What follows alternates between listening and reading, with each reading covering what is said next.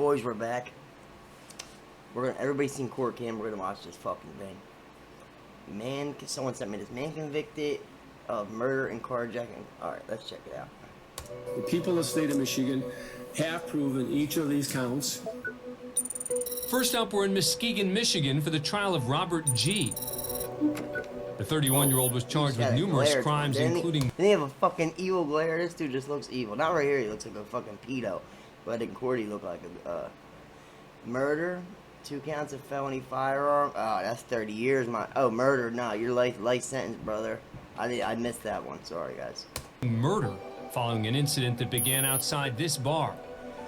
Oh, they got 8 months earlier, G's friend Deshaun Boylan stole a car from the bar's parking lot, as briefly seen in the security video. Outside, 26-year-old Jake Ramo saw his brother's car being stolen, so he sprang into action. Tossing his jacket aside, he jumped on his motorcycle and sped after the carjacker. Unknown to Ramo, he was also being pursued by a car with Robert Gee inside. Just a few blocks from the bar, Gee allegedly leaned out the window of the moving... Bro. So this dude looked out for homie, saw a dude following this homie. See, I was gonna say, even if he didn't fucking shoot him, which he probably did, 'cause they ain't said yet, but they're showing a gun. I thought he was gonna run into him with the car. What's we gonna do on a bike? Car and shot Ramo in the back, causing him to crash his motorcycle in the yard of a homeowner who called 911. Hope he didn't die, yo. Some guy that shot his motorcycle in my yard. He's laying in your yard? Yeah, he's out. We do have the fire department and the ambulance and the police in now, okay? Ramo would die at the scene of the accident before paramedics arrived. During a 3-day bench trial, Judge Timothy Hicks heard eyewitness testimony from others who were inside the car that night with G, claiming that he was the one who shot Ramo in the back. And the prosecution argues G's actions that night were intentional.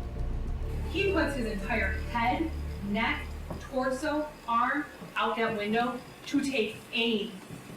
He intends to hit that man on the bike with the bullet. The evidence is enough for...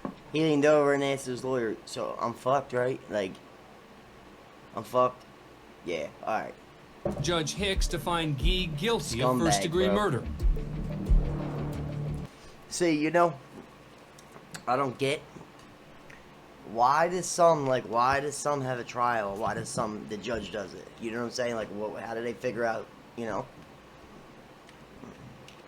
I don't know, it's always weird to me. I guess it's up to the lawyers and shit. I would always go trial. You have a better chance. Like, it's rare for a judge to be like, no, let him go. You know what I'm saying? I think I'd rather have a chance with my peers than this guy. People of the state of Michigan have proven each of these counts: open murder, felony firearm, felon possession of a weapon. As you can hear, emotion is building in the gallery following that guilty verdict. And the second felony firearm. Hold on, let's run it back. The people of the state of Michigan have proven each of these counts: open murder, felony firearm, felon possession of a weapon. As you my bad if it's low, y'all. I don't know. can hear, emotion is building in the gallery following that guilty verdict. And the second felony firearm count beyond a reasonable doubt. Before Judge Hicks can finish speaking, the courtroom erupts. Is that his family? Like, he shot a dude in the back, bro.